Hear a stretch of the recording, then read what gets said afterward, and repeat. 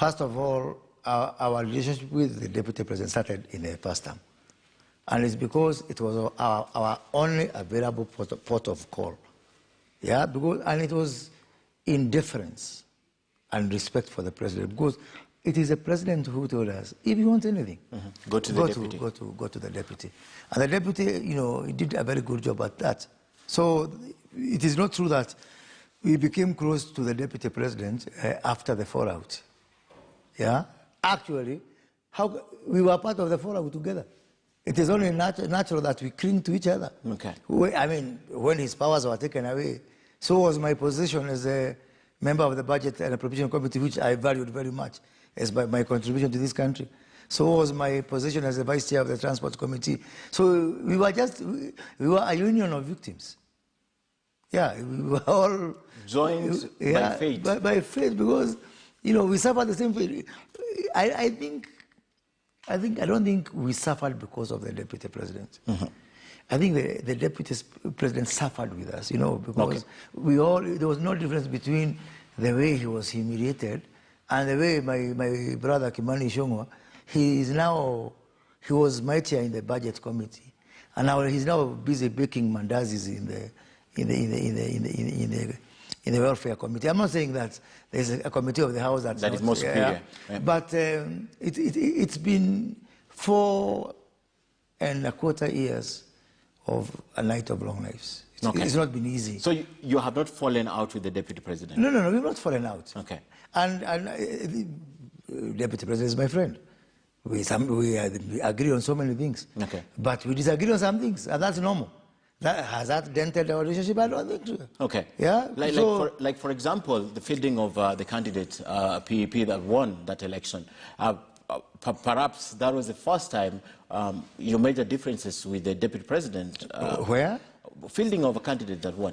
No, because that time... The other party before Chama. Yeah, but that time, even the Deputy President's preferred party was not fielding a candidate. So it was not unusual. And then that was in Juja, I'm sure you were referring to Juja, yes. Yeah, it was not unusual because they had decided not to field a candidate, and I think I thought for me to field a candidate. In Kiambaa, which came after, initially we fielded candidates, but like gentlemen who are from the same side of the political thinking, we sat down and we agreed. Okay. And I withdrew my candidate, painfully, And I supported, not only supported, but I was in the front line of campaigning for UDA ticket. Yeah?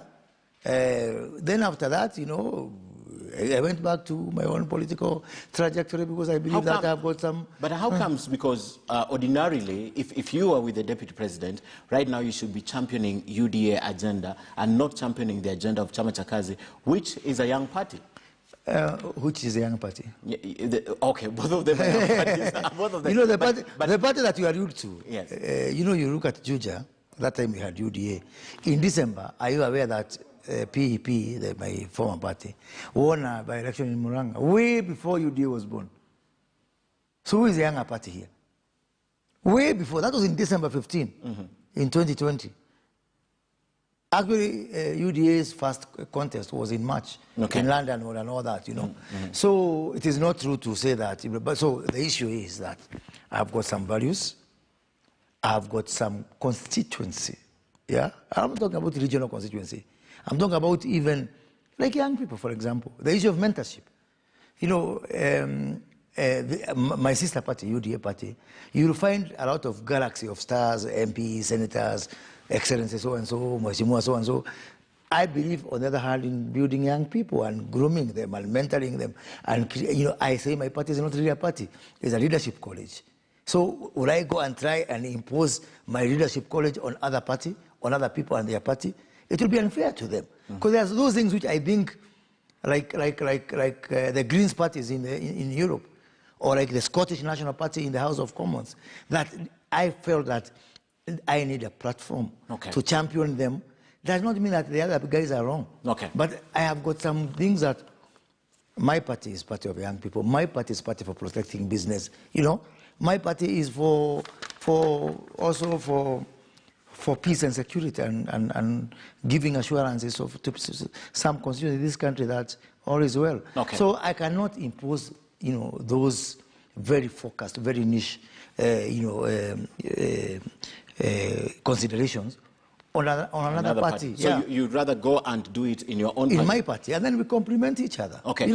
Okay. So it is perhaps another reason that would come up that you say you are with the deputy president, but the sentiments are that you are viewed with suspicion in the deputy president's camp. You have been accused of being a spy for the other side because they believe you. Which is the other side? To the president's side, the Kieleweke side, because your closeness with the president is not questioned at all. No one can question that. So both camps think that you're a spy. I like this question, Ken, because first of all, I've told you the last time I talked to the president is 3 years ago, which is regrettable.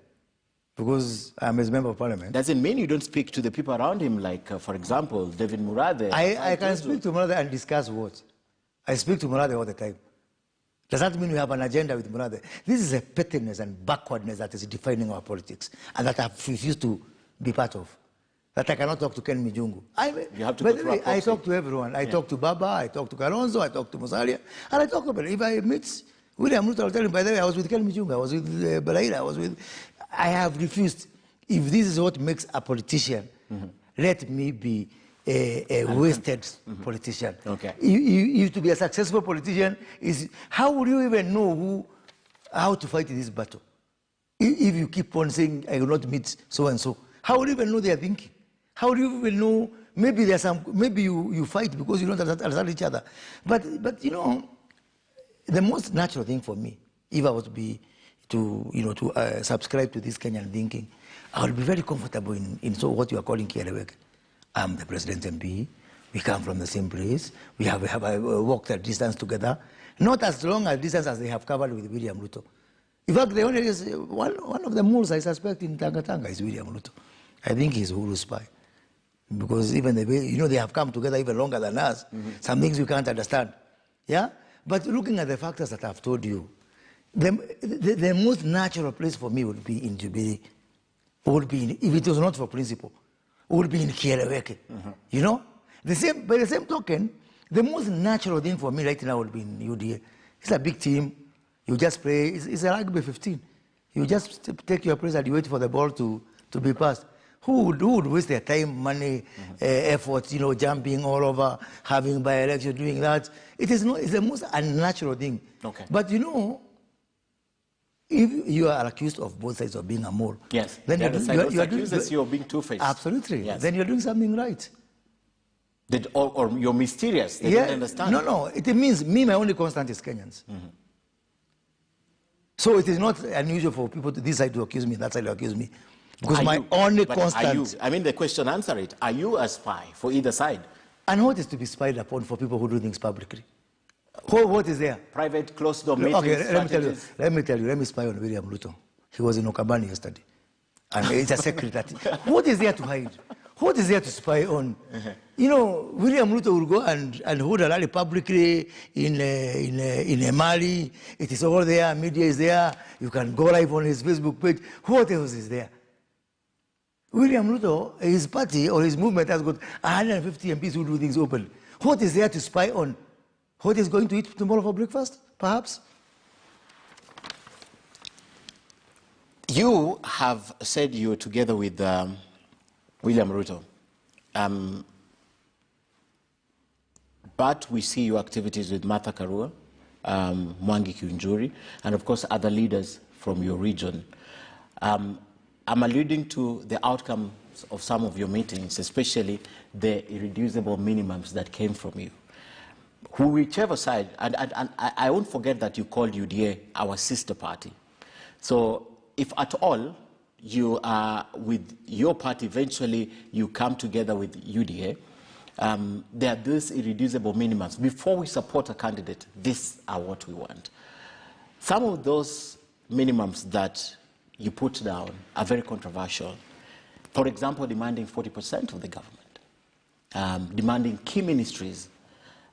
You're a nationalist, you've said it's about Kenya first, and yet you're demanding 40%. You're demanding key ministries. from that candidate, you're putting your interests on the table for the region. Don't you think that's an unfortunate way of approaching the next election, especially now that you're not running for anything? You're just putting your demands on the table, and those demands, somehow, if you look at them from the central, the Mount Kenya eye, they are discriminatory of the other areas in the country. Ken, you know, first of all, me, I'm not a hypocrite. So it's better Moses Kuria who is talking about 40% openly. But all these leaders, politicians, in case you didn't get a memo, they do it privately. They do horse trading. Do you know in 2013, I was part of the team that was negotiating to get Kalonzo Musyoka because, you know, because of what Mutahi Ngoji calls a Ferrari presidency of just the president and the deputy. It was very difficult to form a coalition with, to get some other person on board alongside William Ruto and Uhuru Kenyatta. Do you know we offered Kalonzo Musyoka a third of government? A third of government. Who was not even commensurate with his, you know... What he was bringing. What he was bringing on the table. Mm-hmm. Horse trading in Europe, in America, in whichever country, is a normal thing. And we did not ask for 40% in the beginning of 2019. Because the moment is here. We are at that moment. And people will lie to you, oh, you know, oh, interest of the country. My friend, do you know, and I can tell you county by county, because since 2007, I have been in charge of political numbers.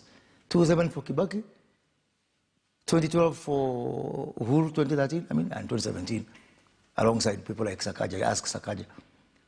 So, Mount Kenya region, county by county, produces 7 million votes.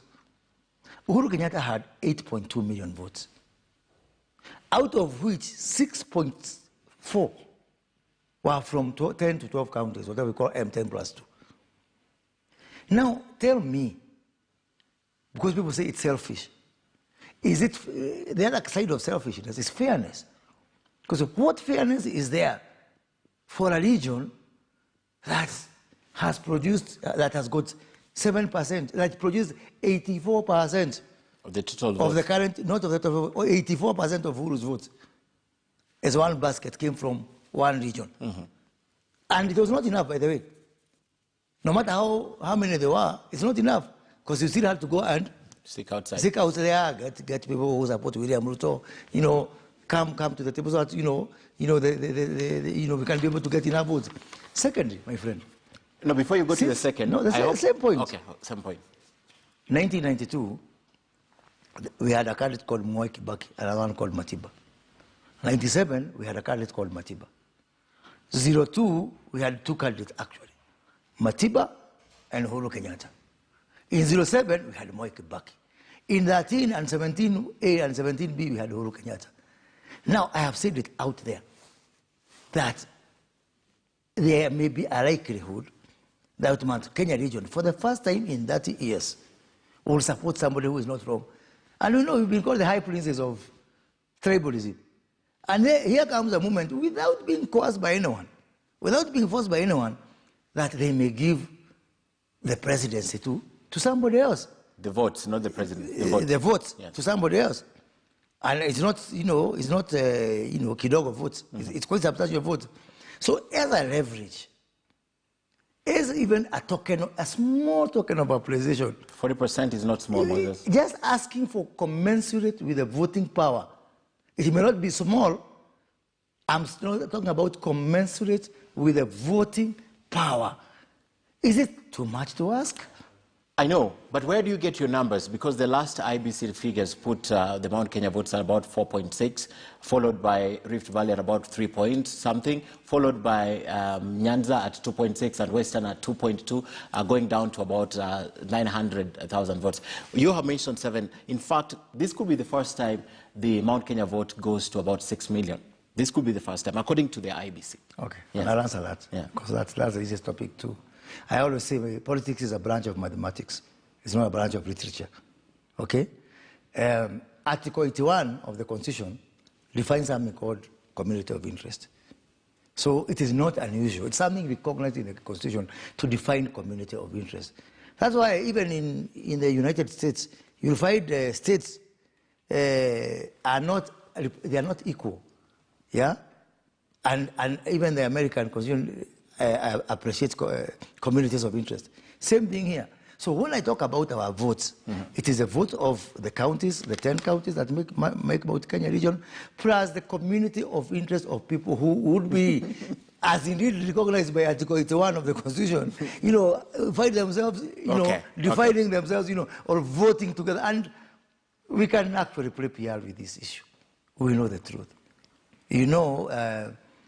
The community of interest I'm defining, which is not me, but the Constitution, in Mombasa County, has got 100,000 votes, which is double the registered voters of Lamu County, where even that Lamu County has got some 25,000 votes from that community of interest, which is divided by Article 81 of the Constitution. So these 7 million, by the way, I can actually pinpoint to you them where they are. Exactly, so I know what I'm talking including about. Nairobi. Okay. Doing this for 14 years, my friend, I know what I'm talking about. Now I understand community of votes. So that's how it goes to 700. You've distributed it, apart from Mount Kenya votes.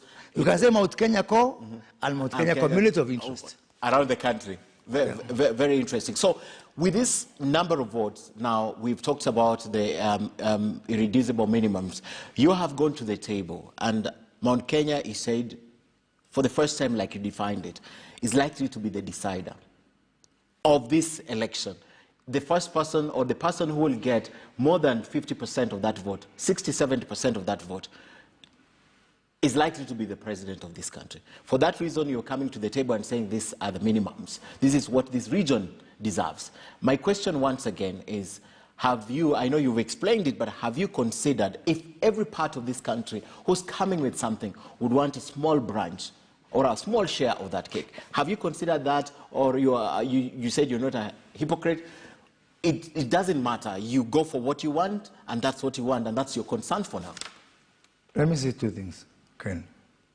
One, mine is only a request or ask on the table. I'm waiting for others. Who told you they're not comfortable? From other regions. I am not comfortable as Kenyan. Put you as, what do you want? Don't look at what I'm asking for. Say what you want. Who else have said what they want? Why will you be grudging me for saying what I want? If I'm working and I'm in the farm, I'm tilling my farm, and you are sleeping, how is that now my problem now? Surely. But if somebody would come and say, this is what we ask, I say, wait a minute, this cake is, you want 40%, Mijungu wants 20%, I think we have a problem. Yeah. It's coming to 140%.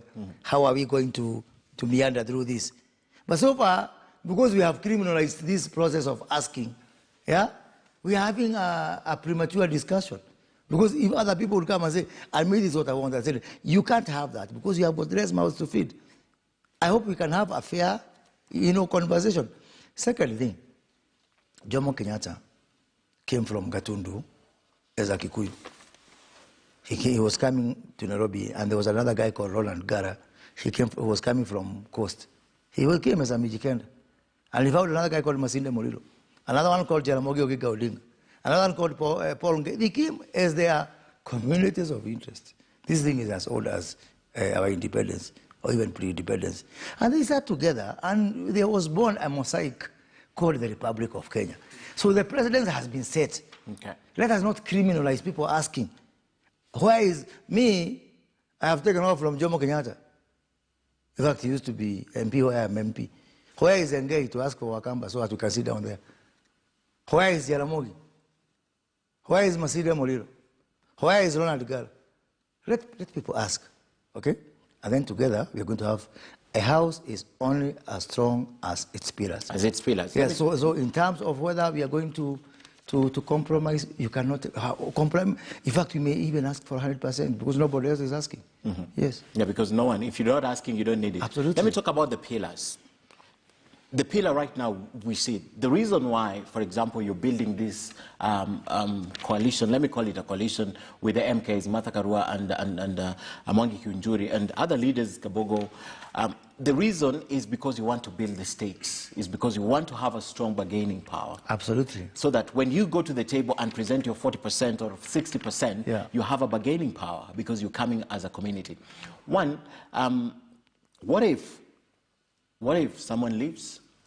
What if all these constituent parties, I was speaking off camera with Mwangi Kiunjuri, for example, about the service party, and he has a plan for the service party, right?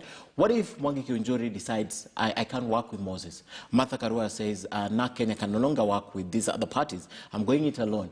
And then now this pillar cannot stand. Have you looked at that, the possibility of that scenario, you not having that bargaining power on the table? So what will you be presenting to the people? What will you be telling the people? Let's vote like this because as a powerhouse, this is what we need for what's coming to us. What if? Because politics change all the time. Ken, first of all, I'm not the one asking for these things. It's the people. Unless you're saying the people are leaving to go where? It's the people of our region that are asking for these things. Those people have entrusted leadership. They have entrusted leadership. And that leadership is only doing its duty to add a voice. They are not doing a favor to the people. I am not doing a favor to my community. I have an obligation to my community, yeah? So, leaving, if you leave, the people will just be disappointed. But the legitimate demands, the legitimate asks remains on the of the people of the Mount Kenya region, irrespective of who is mouthing them, will remain on the table. I sat with Professor Peter Kagwanja a while ago on Kivumbi 2020 and Karuti Kanyinga also from the region. And one of the things they said that the issues on the table, part of which you presented, are so important that it will be a betrayal of any of Mount Kenya leadership to break away at that crucial moment. You know, and I don't even know why anyone would break away. Because we have given people utmost and complete freedom. We have disassociated this with political affiliations. So I don't know, it's like leaving your mother's house. To go where? We have got people within our team who are championing this cause, but they support Raila Odinga. Okay. And I'll tell you, people like Peter Kennedy are with us. Peter Kennedy is a very strong member of our team. Yeah? He's been in our meetings. He's very passionate about it. He supports Raila Odinga. Okay. Yeah? I support William Ruto. That is besides the point. That is totally besides the point.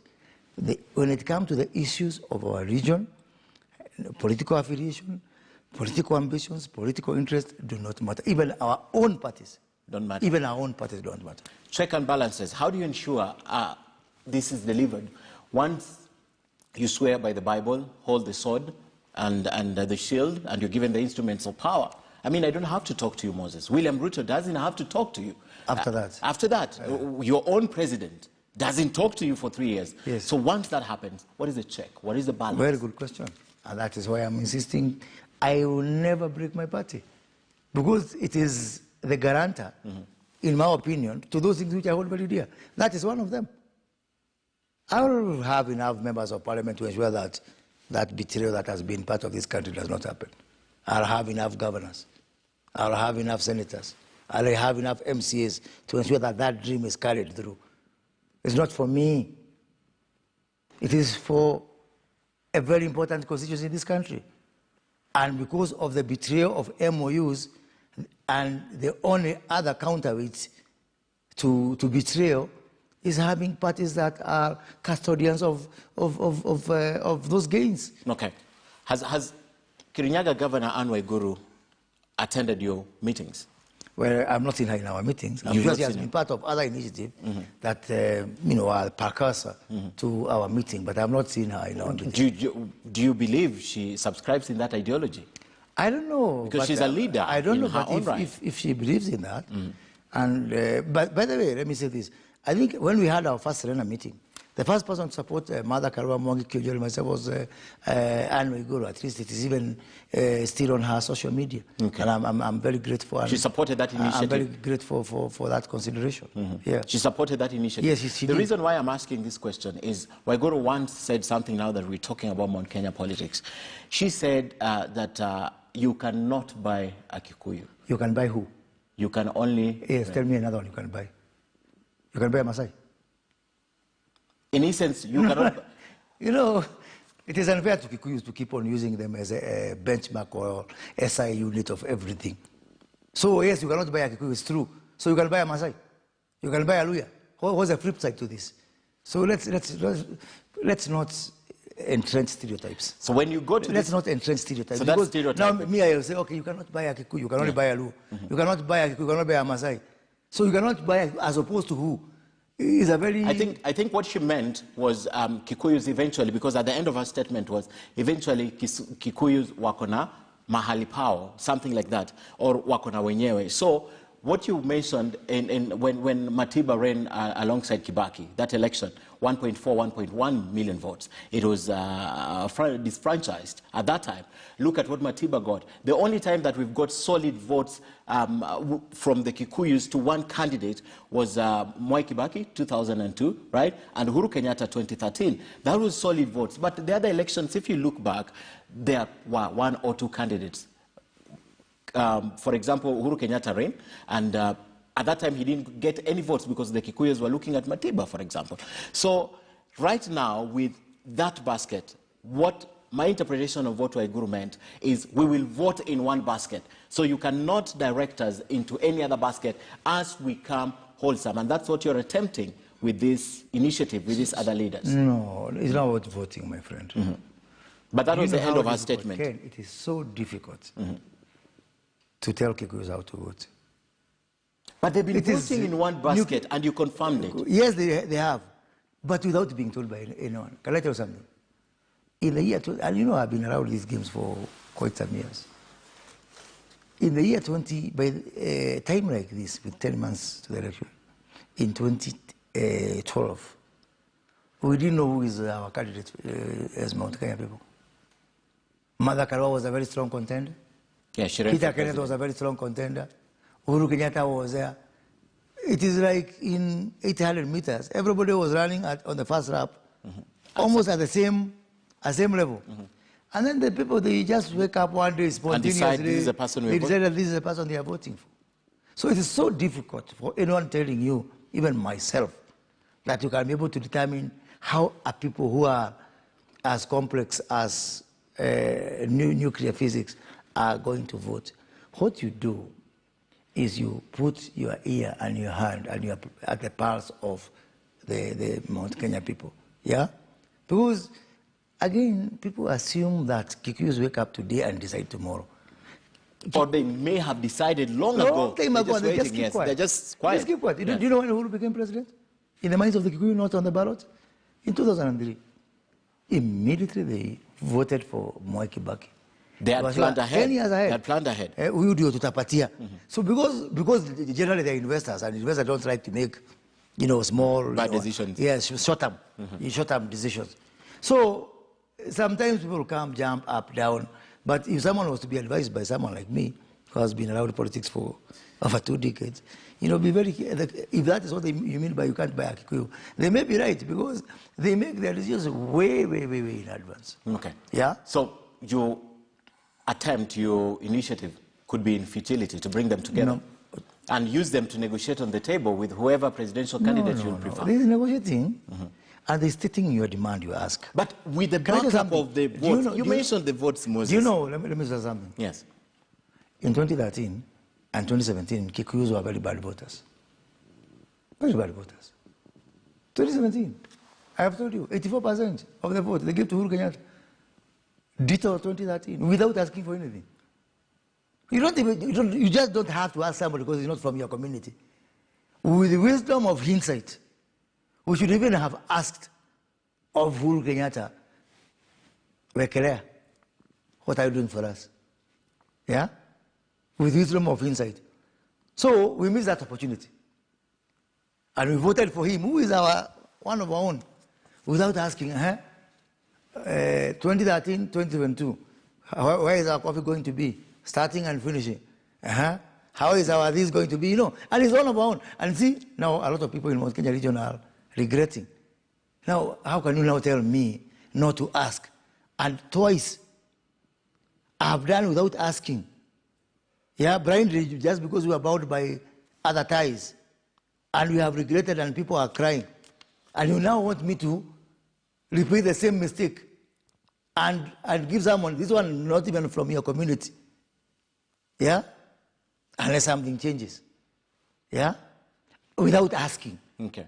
It is not rational. it is not reasonable, it's not wise. But my question you've not answered. You are bringing your people. Martha Karua na Kenya, she has people behind her. Peter Kenneth, Moses Kuria, Mwangi Kiunjuri. I'll bring the Speaker of the National Assembly. Mwangi Wairia has been a governor tutor. All these people have people behind them. For me, if you make a decision as far back to vote Uhuru Kenyatta in 2003 when KANU lost to the Rainbow Coalition, the decision must have been made now. Kikuyus are not waiting to be helped to make that decision. However, the difference this time, Moses, is for the first time, they did not foresee this. Probably they did not foresee the fact that they will not have a presidential candidate. Well, there could be a presidential candidate coming up later, but it's not so defined as 2013. It's not so defined as 2007. It's not so defined as 2002. For the first time, let me say it's not so defined. So you I think that's something we should celebrate as a country. It is for the country, but not for this vote that we have been told is a swing vote. Yes. So at what point does it become the decider? At what point does it become the swing vote? At the ballot, where you've told us no one should be certain and no one can direct the Kikuyus where to vote. At what point do they come? Because you are negotiating, remember. You're preparing to negotiate. And then I should add, no one should neither take them for granted. That voting block. Yes. They can be very vicious. They can be very lethal. They can be predictably unpredictable. Okay. Yeah? They can be unpredictably predictable or predictably unpredictable. Anyone who takes them for granted will do so at his or her own peril. Take that to the bank.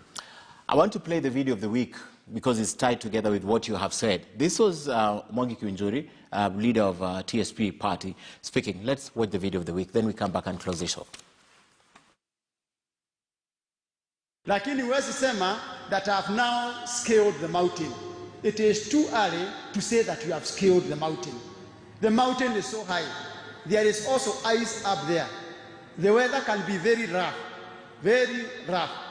And therefore, it is good for you to continue wooing the people, but don't think you have succeeded. Because the others who are following you, who knows that it is very difficult for them to scale the mountain. And what they are doing, they are bringing all the sheep together. They are trying to seek support from all of us. Na hayo ndiyo tumekuwa tukisema na kuendelea naye mbele. For me, it's just a different language, perhaps a softer language of what Governor Anne Waiguru said about this voting block. Don't claim that I have scaled the mountain. And it is the same thing Moses Kuria has just told you, that you can only take this block for granted at your own peril. And anyone for that matter. We should all take each other seriously. Nothing is given in this country, or even in this life. Nothing is given. What is given? Except that there's God in heaven. And except the fact there's going to be this world, whether you are there or not there. Nothing is given. There's no guarantee for anything in this world, not even in this country. So there's no distinction. There's no. I remember even my former governor Kabogo sometimes back to the deputy president, come and look for the vote yourself, which he did. The other day I was in Githunguri with my good friend Musalia Mudavadi, and I told him where to look for votes is here among these people. Let no one sit down there in a corner and cheat you. So all these are roots to one fact that we are saying the same thing. Okay. There's no inconsistency that I am a politician, I look for votes. I take every vote seriously. Every vote. I am in by-elections even now. For as small as it as MCA. I take every vote seriously. Yeah? Matters of voting, matters of elections are serious business. Okay. You cannot take them for granted. I have seen some people who have failed again and again and again and again and again. Because of making that one mistake. Of ignoring some, or taking something for granted. So I have seen it in this my is already eyes. bugged. Yeah, I have seen it. You're thinking everything is sealed. I have seen it. That's a good thing with being somewhere, for quite some time, because you've seen every failures and successes. And the failure book is this thick of some people. Okay. If you go in, all chapters of that Kuria book, it will point to people who took matters for granted and assumed things were in the bag.